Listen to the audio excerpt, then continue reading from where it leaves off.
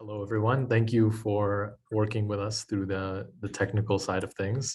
How's everyone doing today? I'm seeing head nod. Thank you. Thank you, Sally. And thumbs up. Awesome. Thank you, Carmel. So just to introduce myself, my name is Bilal Hamoud. I work with Jocelyn Benson, our Secretary of State up in Lansing. I am the Public Engagement Associate with the team, so it's a lot of public education, accessibility work for identification, and really bringing resources back home and connecting people with the resources that they're entitled to. So that's my day-to-day.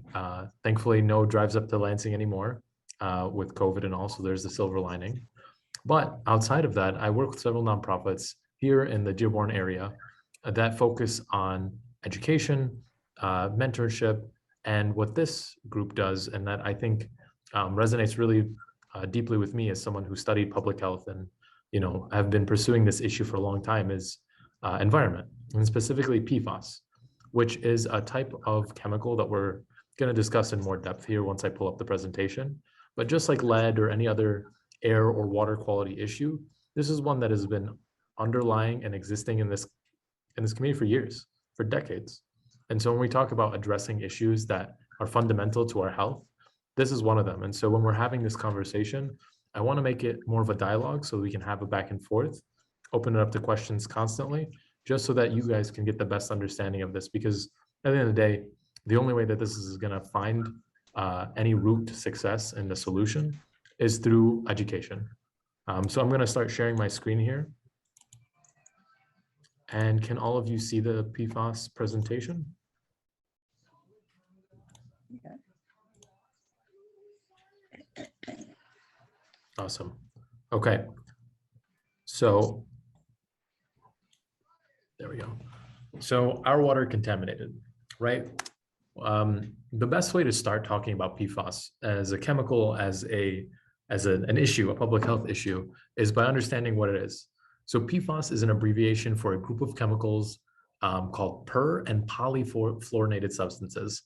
It's used as a chemical coating in products, manufacturing, and consumables across the world.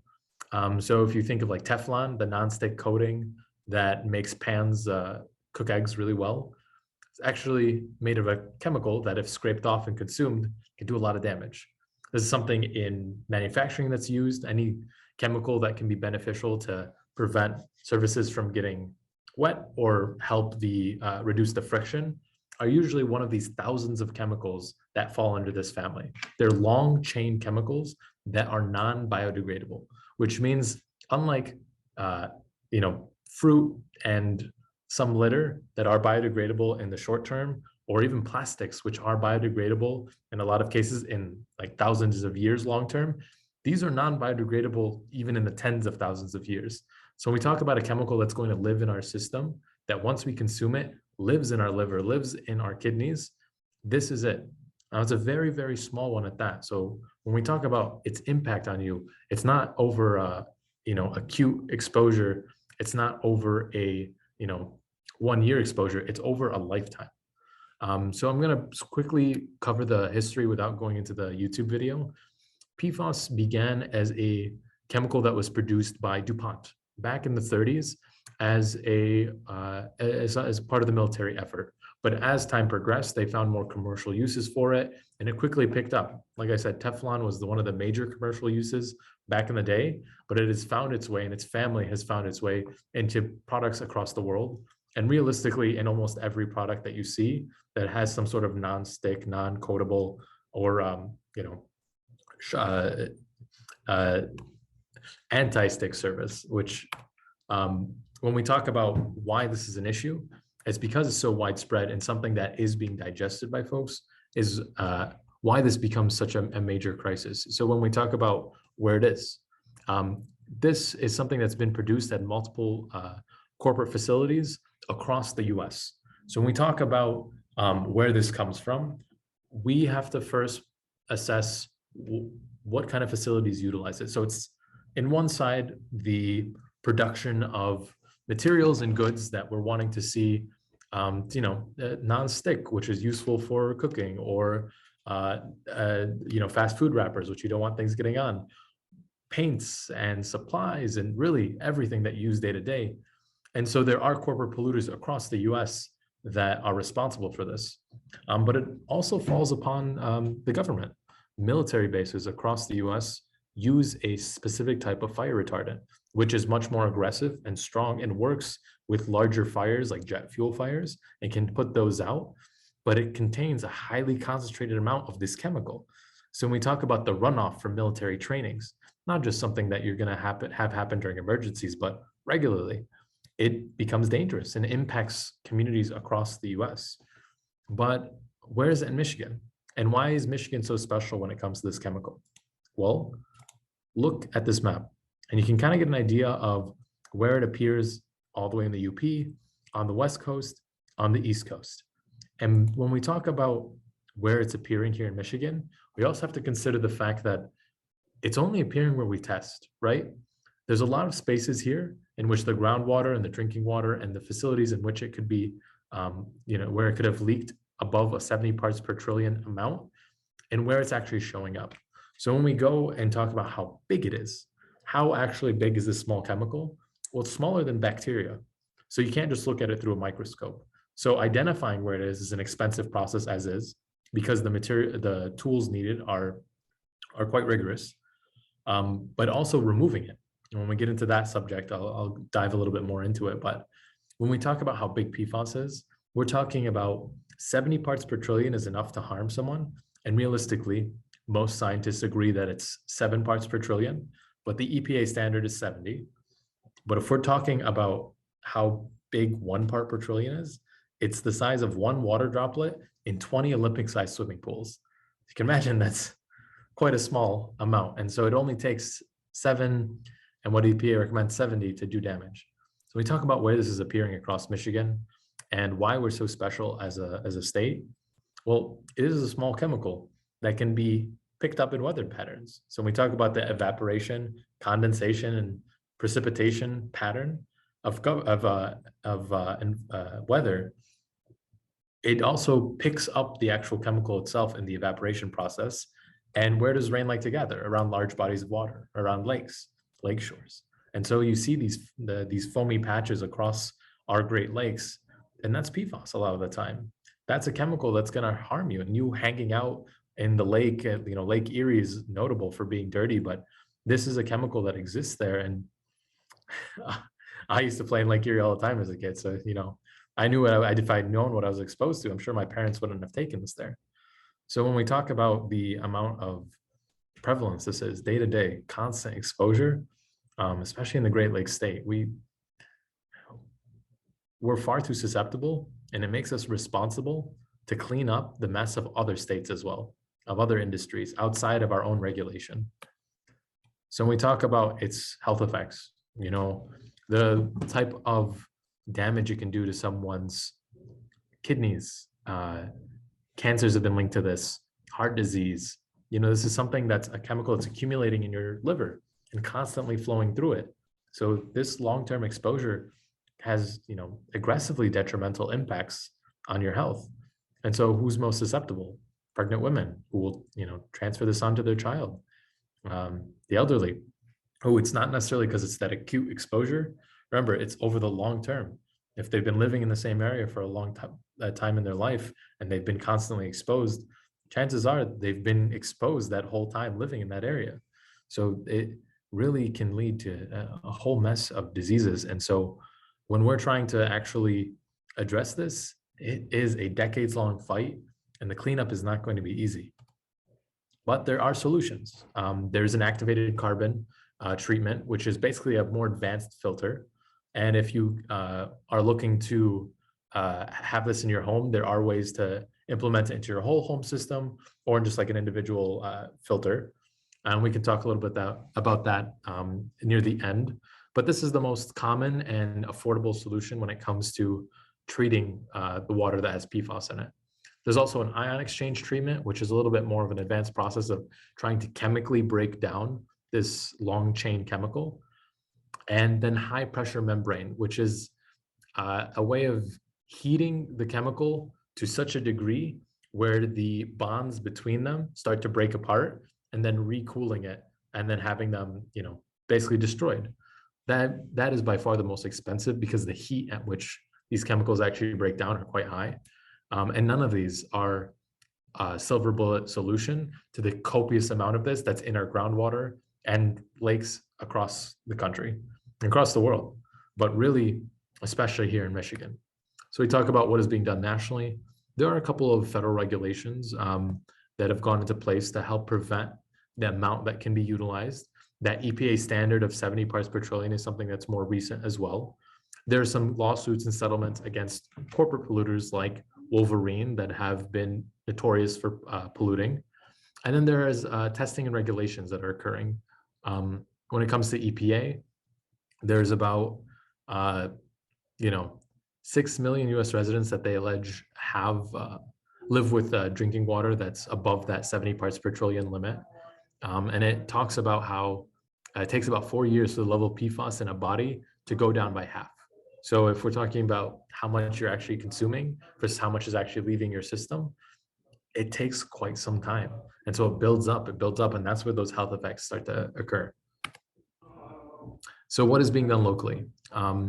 There was a settlement from the Attorney General's office with Wolverine Worldwide, which required them to clean up in small pockets across Michigan some of their spills and restrict about the use of about 7 of the chemicals of that thousands of chemical body, which small victories, but because there's such a wide array of chemicals that can be captured under the PFAS family, realistically, unless you ban the whole thing or severely regulate it, we're not going to see a reduction of use because you can just go to another chemical that shares very similar qualities. There's some lawsuits that are currently going on, or that had gone on in 2020 that are currently continuing into 2022. But when we talk about what we can do now, there's testing you can do at your own home. So the State of Michigan Environmental Assistance Center exists. So there's a number here that you can call and ask for support. There's EGLE, the Environmental Great Lakes and Energy Authority here in Michigan, which is offering testing kits for about $290. It's quite expensive. And then there's MDHHS, which offers some resources, and the University of Michigan Ann Arbor, which can tell you if there's PFAS in your water or not. But realistically, it's most likely just going to be a yes. And then how much, and if it's a concerning amount, won't be known. So there's types of filters that you can invest in. Home carbon and reverse osmosis filters are a good one. Anything with an NSF standard of P40 473 or higher, and anything with an ANSI, ANSI certification, which is a group that its entire role is to focus on water and air quality, is a good group to look to for some other recommendations for filtration. But outside of just testing, what else can you do? Well, it's strongly recommended to contact your representatives, because your representatives are responsible for making sure that you're safe, that your public health is being looked out for. So on the federal level, you have your congressional and senators who are hopefully going to be fighting for federal regulation. There's our state house and state senate legislators who we should be pushing regularly to enact laws that protect Michigan's Great Lakes and its residents. When we talk about Michigan, we're limited in how much regulation we can put for our environment, because there's a law that exists that prevents us from doing anything more strict to protect our environment than the federal government, which is backwards in so many ways. When we have 80% of the world's surface level freshwater in just our Great Lakes, we need to protect them. These are national treasures. So we need to be taking more concentrated efforts and remove things like that from our law, from our constitution. And at the county level, there's a lot of infrastructure that's handled at the county level. There's a lot of work that needs to be done there, and I think a lot of pushes that need to happen. Our piping in general needs to be updated across the board for lead, for PFAS, for all sorts of exposure. So there's a lot of work that I think we can push our representatives to do. And then, of course, there's municipal representation, right? City councils, mayors, leadership at that level who exist to serve us. And they may not be able to implement wide-scale regulation, but they can impact the communities that they're responsible for, which means maybe they can prevent a corporation from coming in who wants to produce something that contains PFAS, something that's going to potentially leak into the water system, into the groundwater of a community. So there's action that can be taken. Now, that's the end of the main presentation. That just gives you an idea of what PFAS is and what actions can be done. But I'd really like to open up to the floor to have an open discussion about this and see what you guys are thinking and what questions you might have.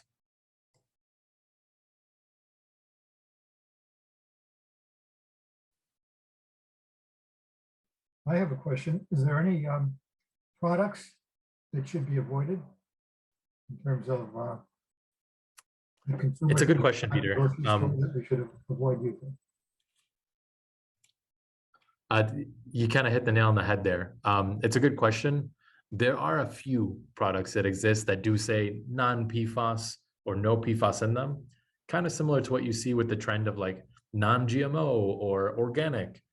But unlike that trend, it's not wildly popular, and there's not enough public pressure to push companies to not be utilizing this chemical in their products. So I can't really tell you much on that front.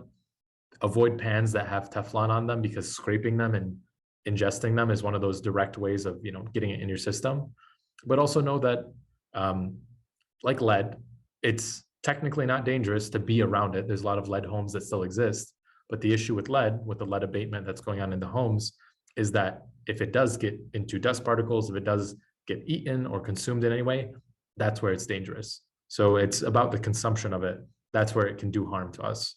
I mean, fast food, I could tell you to stay away from, because the wrappers have it. And technically, if it's getting in your food or rubbing off, maybe some could get in. But fast food's bad for a whole host of other reasons. And I don't want to dive into that. But yeah, that's about as much guidance as I can give you on that front. I do encourage you all to do your own research as well. There's a lot here, and there's only so much I can cover. And there's plenty to know more about when it comes to PFAS and its overarching impact and where it exists.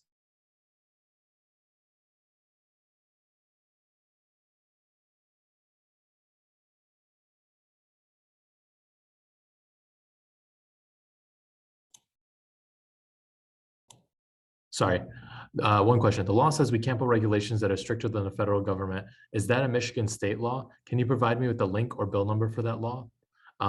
Carmel, I will have to look that up. It's been quite some time since I've actually looked at the law itself. It's something that's existed far longer than I've even known about PFAS. So I know it's something that's been around for quite some time.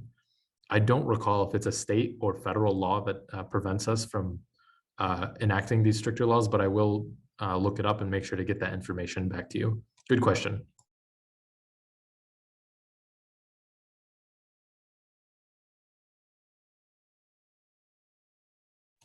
Are there any other questions? Jill, I see you unmuted.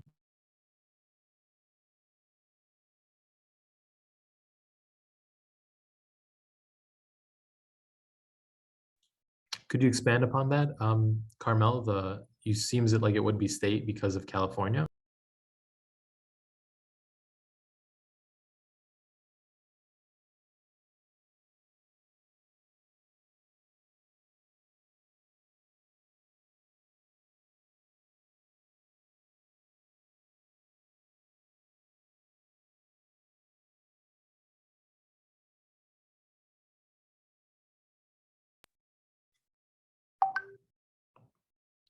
That's a really good point. I'm trying to look it up right now. I have it somewhere. I'm sure I have it somewhere in my notes.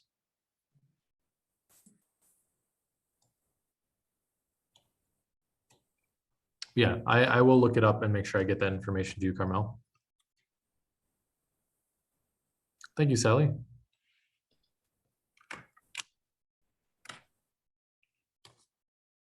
Are there any other questions? I'd love to answer any if folks have anything lingering on your mind or any discussions you want to have about this. Claudia, I see you're lighting up, but I don't hear anything coming from your audio.